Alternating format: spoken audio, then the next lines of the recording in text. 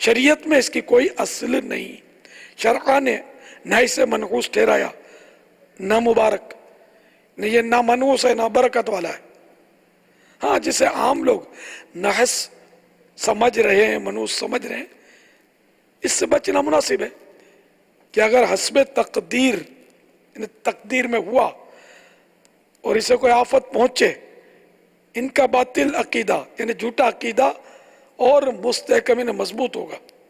کہ دیکھو یہ کام کیا تھا، اس کا یہ نتیجہ ہوا، اور ممکن کہ شیطان اس کے دل میں بھی وسوسہ ڈال لے۔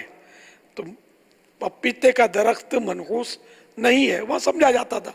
یہ اعلیٰ حضرت نے فرمایا، لیکن چونکہ سب لوگ بولتے ہیں منحوس ہے اس لیے اس سے بچے،